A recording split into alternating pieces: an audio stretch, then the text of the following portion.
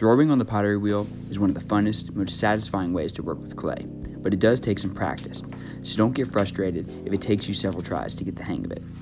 Start by getting a fist-sized hunk of clay and hitting it against the palms of your hands to form it into an egg shape. Then take that egg and hold it upside down and line it up with the middle of your bat. The bat is the plastic surface on top of the pottery wheel. Line it up and smack it down. A controlled, firm smack will make sure that clay is actually stuck to the bat. Now let's get in position to begin throwing our first piece. You want to get scooted up right close to the wheel with your legs straddling the sides. The on button should be somewhere on the side of the wheel, and you want to flip that to the forward position. There should be a handle or a pedal that allows you to control the speed of the pottery wheel. It's very important that you're scooted up close to the wheel with your knees sitting slightly above the edge of the wheel so that you can rest your elbows on them. Turn the wheel on and set it to a medium speed.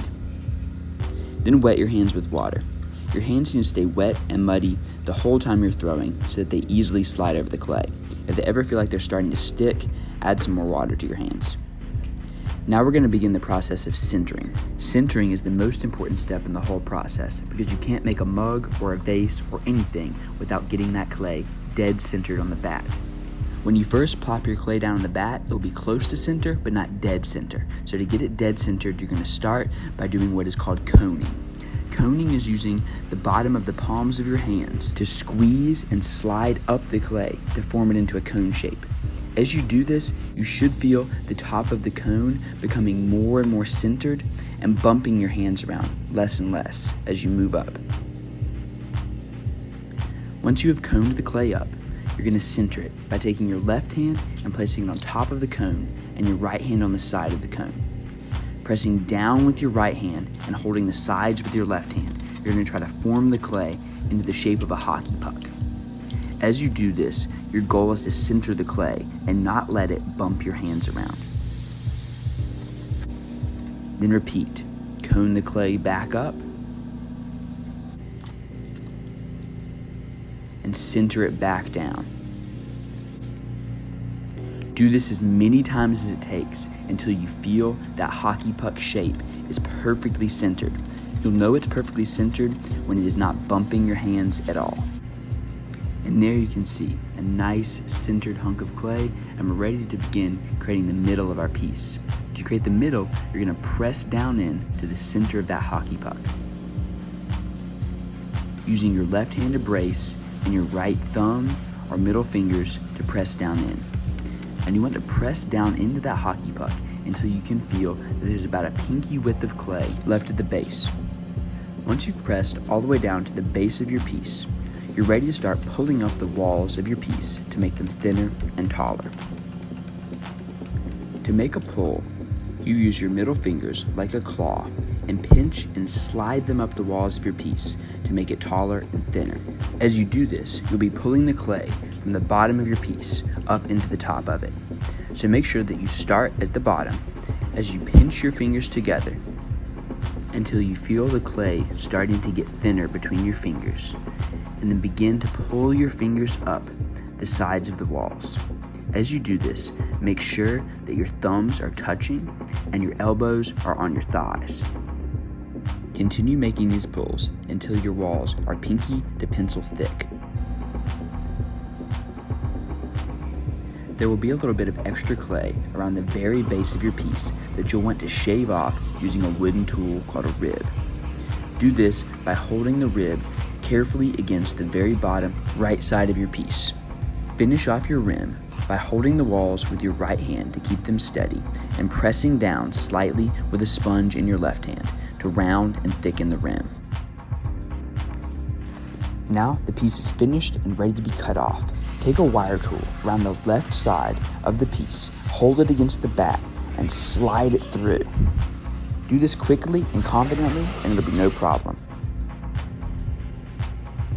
Let's check our wall thickness to see how we did. And what we're looking for here are walls that are pinky to pencil thick all the way up.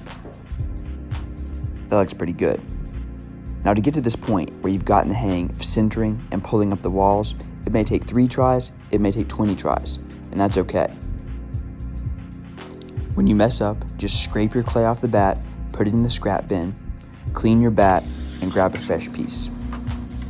Now that you've seen the basics of how to throw a piece on the wheel, let's look at some of the common problems you can run into the first few times you try this.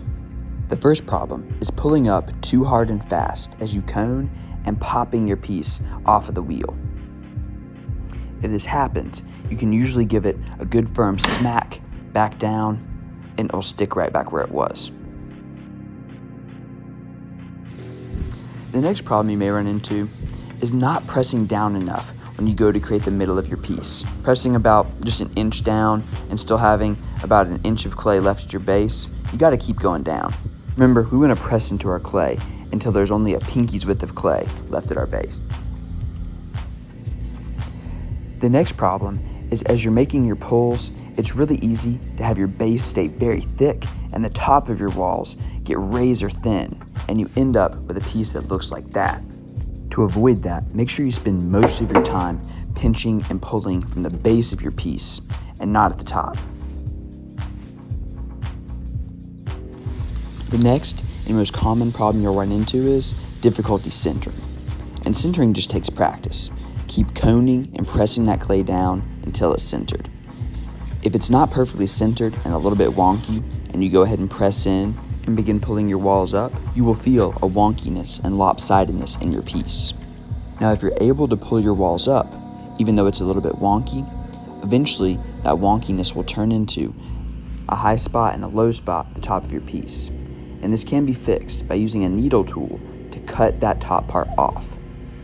Take the needle tool in your right hand and slowly cut through the side of your piece and catch the tip of the needle with your left hand and pull up to take that whole top section off.